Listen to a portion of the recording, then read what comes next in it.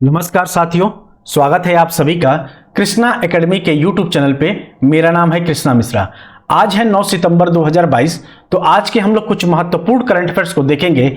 उसके पहले हम अपने कल के महत्वपूर्ण करंट अफेयर का शॉर्ट में रिवीजन कर लेते हैं। तो हमारा पहला प्रश्न है कि सितंबर 2022 में प्रधानमंत्री मोदी ने किस देश की प्रधानमंत्री के साथ मैत्री सुपर थर्मल पावर प्रोजेक्ट की यूनिट 1 का संयुक्त रूप से अनावरण किया है? तो यह बांग्लादेश की प्रधानमंत्री के साथ किया है। ठीक है, और बांग्लादेश की प्रधानमंत्री का नाम क्या है? तो शेख हसीना है। हमारा अगला प्रश्न है कि केंद्र ने राष्ट्रीय सहयोग नीति का मसौदा तैयार करने के लिए एक राष्ट्रीय स्तर की समिति के गठन की घोषणा की है। इस समिति के अध्यक्ष कौन होंगे? तो ये सुरेश प्रभु होंगे। और ये सुरेश प्रभु कौन है? तो यह पूर्व रेल मंत्री हैं। हमारा अगला प्रश्न है कि सितंबर 2022 में किसने नई दिल्ली के जैसलमेर हाउस में नालसा के नागरिक सेवा का उद्घाटन किया है? तो यह यूयू ललित ने किया है। और ये यूयू ललित कौन है? तो यह सुप्रीम कोर्ट, भारत के सुप्रीम कोर्ट के 49वें मुख्य न्यायाधीश हैं। आप इन्हें याद रखेंगे। वही बात किया जाए एनवी रमणा के, तो यह एनवी रमणा 48वें सुप्रीम कोर्ट के 48वें मुख्य न्यायाधीश है। वही बात किया जाए सतीश मिश्रा की, तो सतीश मिश्रा भी सुप्रीम कोर्ट के मुख्य न्यायाधीश रह चुके हैं। यह कौन से न्यायाधीश है, यानी कौन से नंबर के न्यायाधीश है, आपको कमेंट करके बताना है। हमारा अगला प्रश्न है कि राष्ट्रीय हरित अधिकरण यानी कि नेशनल ग्रीन ट्रिब्यूनल ने सितंबर 2022 ठोस और तरल अपशिष्ट प्रबंध में विफल रहने के कारण किस राज्य पर 3500 करोड़ रुपए का जुर्माना लगाया है? तो यह पश्चिम बंगाल पर लगाया है। और पश्चिम बंगाल की मुख्यमंत्री कौन है? तो ममता बनर्जी हैं। हमारा अगला प्रश्न है कि किस राज्य सरकार ने 5 सितंबर 2022 को पुधुमाई पेन यानी कि आधुनिक महिला योजना शुरू की है? तो यह तमिलनाडु सरकार ने शुरू किया है। ठीक है, यानी कि हमारा अगला प्रश्न है कि सितंबर 2022 में एक संशोधित जैव गांव स्थापित करने वाला देश का पहला राज्य कौन बन गया है? तो यह त्रिपुरा राज्य बन गया है। ठीक है, त्रिपुरा राज्य के मुख्यमंत्री, त्रिपुरा राज्य के राज्यपाल और त्रिपुरा की राजधानी कहां है, ये आपको कमेंट करके बताना है।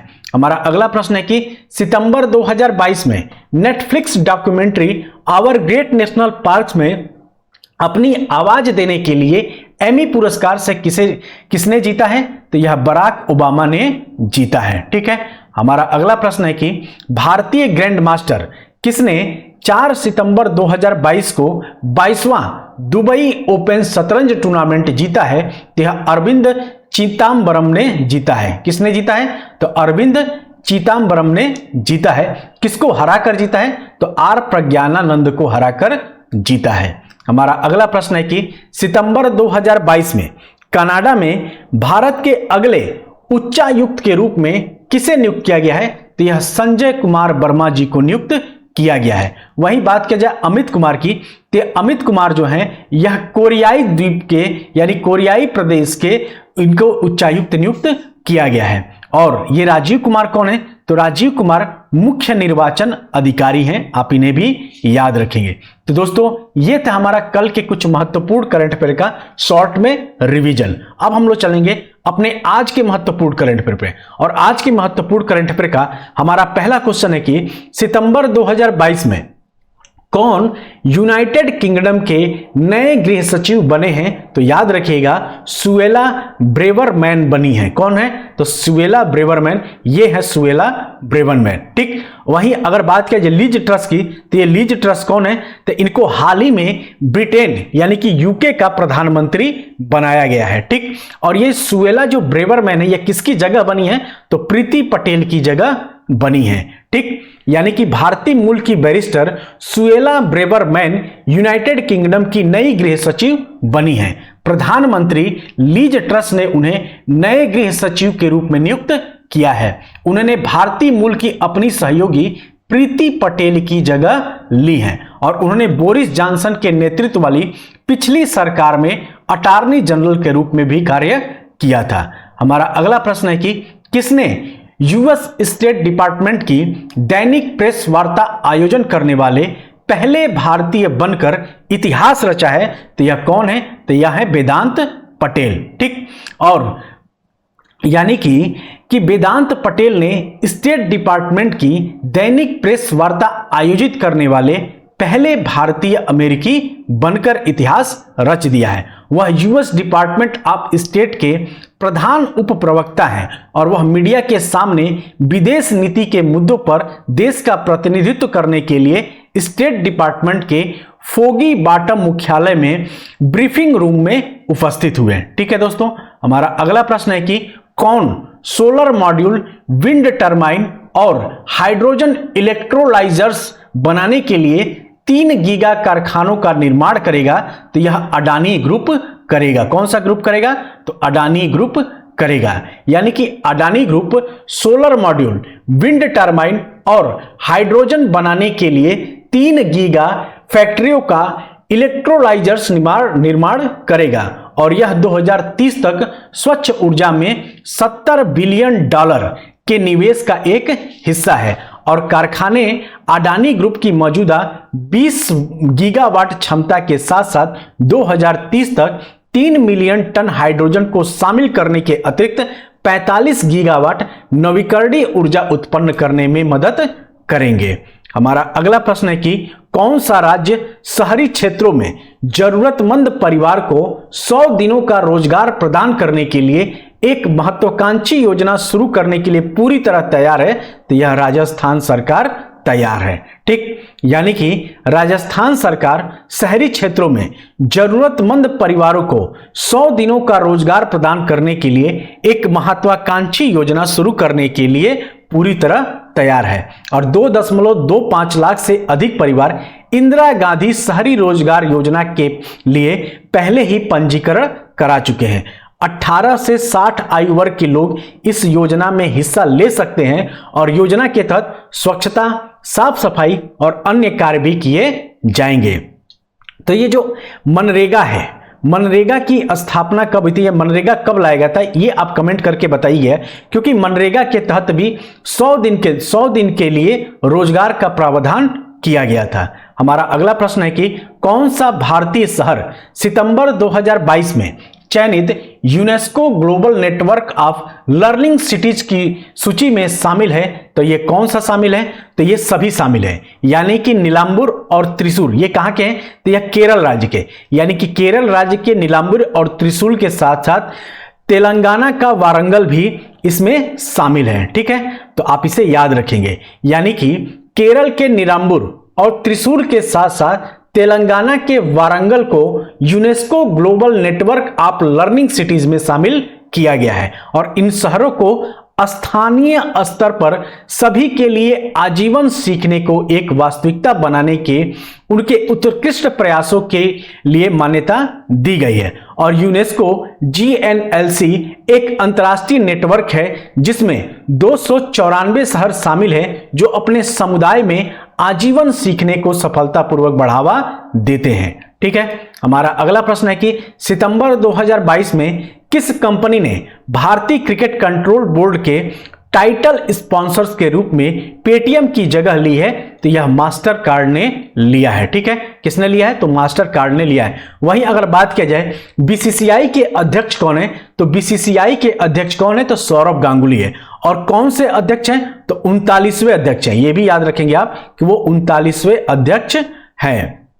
यानी कि अमेरिकी वित्तीय कंपनी मास्टर कार्ड ने भारतीय क्रिकेट कंट्रोल बोर्ड के टाइटल स्पॉन्सर के रूप में पेटीएम की जगह ली है और इसके साथ मास्टर कार्ड भारत में होने वाले सभी अंतर्राष्ट्रीय मैचों, चाहे वो महिला का हो या पुरुष का, के लिए टाइटल स्पॉन्सर होगा। और इसमें ईरानी ट्रॉफी, दिलीप ट्रॉफी और रणजी ट्रॉफी, यानी ये तीनों ट्रॉफियां किससे संबंधित है? तो याद रखिएगा, क्रिकेट से संबंधित है। और सितंबर 2022 में ऑस्ट्रेलिया के खिलाफ श्रृंखला बीसीसीआई के टाइटल स्पॉन्सर के रूप में मास्टर कार्ड की पहली श्रृंखला होगी। हमारा अगला प्रश्न है कि 8 सितंबर 2022 को कर्तव्य पथ का उद्घाटन किसने किया है? तो यह नरेंद्र मोदी ने किया है। और कर्तव्य पथ यानी राजपथ का नाम बदलकर क्या किया गया है, तो कर्तव्य पथ कर दिया गया है। और ब्रिटिश काल में इसको किस नाम से जाना जाता है, तो किंग्स वे के नाम से जाना जाता है। ये याद रखेंगे, आपसे क्वेश्चन पूछा जा सकता है कि हाल ही में राजपथ का नाम बदलकर कर्तव्य पथ कर दिया गया है, इसको ब्रिटिश काल में किस नाम से जाना जाता है, तो किंग्स वे नाम से जाना जाता था। ठीक है, यानी कि प्रधानमंत्री नरेंद्र मोदी ने 8 सितंबर 2022 को कर्तव्य पथ का उद्घाटन करेंगे और उस मौके पर वह इंडिया गेट पर नेताजी सुभाष चंद्र बोस की प्रतिमा का अनावरण भी करेंगे। नेताजी सुभाष चंद्र बोस की प्रतिमा उसी स्थान पर स्थापित की जा रही है जहां पर 23 जनवरी को पराक्रम दिवस पर होलोग्राम प्रतिमा का अनावरण किया गया है। तो यानी कि आप इससे आपका यह भी क्लियर हो गया कि पराक्रम दिवस कब मनाया जाता है, तो याद रखेंगे 23 जनवरी को मनाया जाता है। हमारा अगला प्रश्न है कि 2022 में ई अभियोजन पोर्टल के माध्यम से मामलों के निपटान के मामले में कौन सा राज्य शीर्ष राज्य के रूप में उभरा है, तो यह उत्तर प्रदेश उभरा है। और ये है हमारे योगी जी जो एकदम रेबिन का चश्मा पहन के एकदम खिल रहे हैं। यानी कि ई अभियोजन पोर्टल के माध्यम से मामलों के निपटान और प्रविष्टि की संख्या के मामले में उत्तर प्रदेश शीर्ष राज्य के रूप में उभरा है। और इस पोर्टल के माध्यम से उत्तर प्रदेश में मामलों के निपटान और प्रविष्टि की संख्या अगस्त 2022 तक 9.12 मिलियन थी। और इस पोर्टल का प्रबंध केंद्र सरकार द्वारा अपने डिजिटल इंडिया मिशन के तहत किया जाता है और यह जघन्य अपराधों वाले आपराधिक मुकदमों में तेजी लाने में अदालतों और अभियोजन प्रणाली की मदद करता है। हमारा अगला प्रश्न है कि किस दिन को अंतर्राष्ट्रीय दिवस मनाया जाता है। यानी कि हमारा प्रश्न क्या है कि किस दिन को अंतर्राष्ट्रीय साक्षरता दिवस के रूप में मनाया जाता है, तो याद रखेंगे यह 8 सितंबर को मनाया जाता है।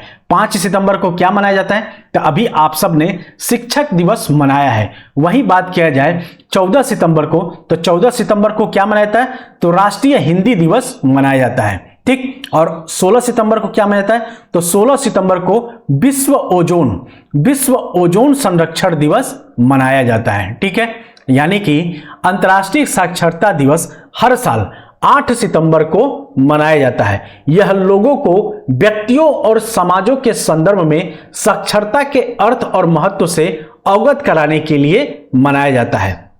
साक्षरता से तात्पर्य किसी व्यक्ति के पढ़ने या लिखने की क्षमता से है।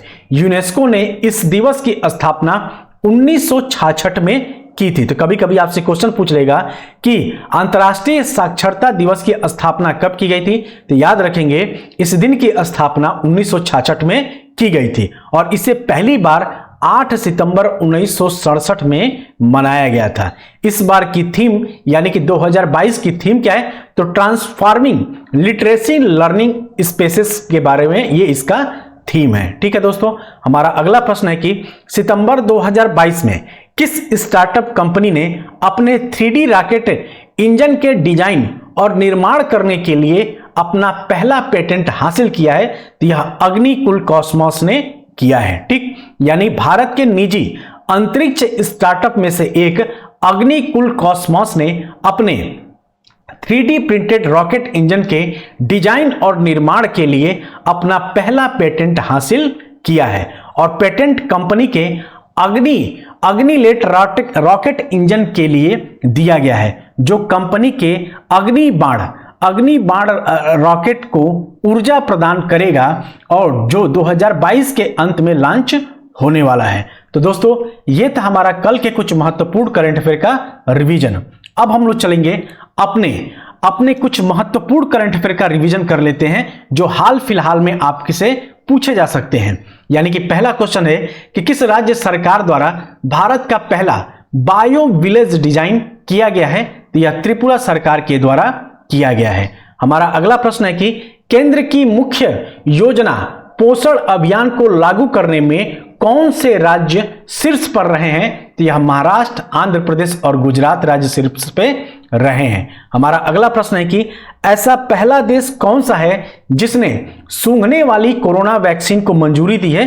तो यह चीन है। दोस्तों, ये जो लास्ट में आपका करंट अफेयर का रिवीजन कराते हैं ना, ये आपके एग्जाम के लिए मोस्ट इंपॉर्टेंट है। तो इसको आप किसी भी सूरत में मिस मत करिएगा, क्योंकि यहां से क्वेश्चन आपके आएंगे ही आएंगे। कम से कम 4-5 क्वेश्चन ये जो मैं लास्ट में रिवीजन करा रहा हूं ना, इससे आपके फंसेंगे, तो इसको आप लोग हल्के में मत लीजिएगा, ठीक है।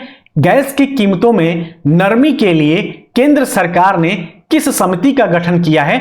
तो किरीट पारीख समिति का गठन किया है। हमारा अगला प्रश्न है कि किस राज्य सरकार ने गन्ने की खेती को बढ़ाने के लिए पंचामृत योजना शुरू की है? तो यह उत्तर प्रदेश सरकार ने शुरू किया है। क्योंकि लास्ट में हम जो भी रिवीजन कराते हैं, ये वही प्रश्न होते हैं जो आपके एग्जाम में सीधे सीधे आएंगे, इसलिए मोस्ट से भी मोस्ट इंपॉर्टेंट क्वेश्चन का हम रिवीजन कराते हैं लास्ट में, और ये जनवरी से लेकर जुलाई तक का होता है, ठीक। किस राज्य सरकार ने प्राथमिक स्कूलों में डिटोल स्कूल स्वच्छता शिक्षा कार्यक्रम शुरू किया है? तो यह उत्तराखंड ने शुरू किया है। हमारा अगला प्रश्न है कि भारत का पहला शुद्ध हरित हाइड्रोजन संयंत्र किस राज्य में शुरू किया गया है? तो यह असम राज्य में शुरू किया गया है। हमारा अगला प्रश्न है कि किस राज्य सरकार ने स्वनिर्भर नारी योजना शुरू की है? तो यह असम सरकार ने शुरू किया है। हमारा अगला प्रश्न है यूनेस्को की अमूर्त सांस्कृतिक विरासत में अंकित करने के लिए भारत द्वारा किस नृत्य को नामित किया गया है? तो यह गरबा नृत्य को नामित किया गया है। और यह गरबा नृत्य किस राज्य से संबंधित है, ये आप कमेंट करके बताइएगा। हमारा अगला प्रश्न है कि किस नेशनल पार्क को छत्तीसगढ़ का चौथा टाइगर रिजर्व बनाया गया है? तो गुरु घासीदास को बनाया गया है। हमारा अगला प्रश्न है कि महिला निधि योजना लागू करने वाला देश का दूसरा राज्य कौन बन गया है? तो राजस्थान राज्य बन गया है। और पहला राज्य कौन सा है? तो पहला राज्य तमिलनाडु है। कौन सा है? तो तमिलनाडु है, आप इसे याद रखेंगे। और किस राज्य केंद्र शासित प्रदेश ने परिवार कल्याण कार्ड योजना लॉन्च की है? तो यह अपना उत्तर प्रदेश ने लॉन्च किया है, ठीक है। तो दोस्तों, ये था हमारा आज का महत्वपूर्ण करंट अफेयर जो आपके आने वाले एग्जाम में मोस्ट इंपॉर्टेंट है। दोस्तों, बस आप मेरा वीडियो देखते रहेंगे ना, यकीन मानिए आपका कोई क्वेश्चन छूटेगा नहीं। लेकिन हाँ, आपको रिवीजन करते रहना है। जैसे मैं रिवीजन कराता हूं, कल के करंट अफेयर का रिवीजन कराता हूं, फिर आज का करंट अफेयर पढ़ाता हूं, और फिर लास्ट में आपको मोस्ट इंपॉर्टेंट जनवरी से लेकर जुलाई अगस्त तक के मोस्ट इंपॉर्टेंट करंट अफेयर का रिवीजन, उसी तरीके से आपको भी डेली पढ़ना है। आप भी जब भी, जैसे वीडियो आज मेरा देख रहे हैं, आज वाला आपने वीडियो देखा, उसी के साथ साथ शाम को आप कल वाले वीडियो को देख लीजिए, कल वाले वीडियो को एक बार देख के रिवीजन कर लीजिए, और उसके बाद अगर आप पीडीएफ देख के लेंगे तो इतना, जब ये रिवीजन 3 बार आप रिवीजन करेंगे, 2 दिन का रिवीजन मैं खुद करा देता हूं, तो आपका तो फिर ऐसे ही तैयार हो जाएगा। तो आपको अलग से कोई बुक पढ़ने की जरूरत नहीं पड़ेगी, और करंट अफेयर तैयार करने का सबसे बेस्ट तरीका यही है, ठीक है दोस्तों। तो चलिए फिर मिलते हैं अगले वीडियो में, तब तक आप सभी अपना ध्यान रखिएगा। जय हिंद, जय भारत।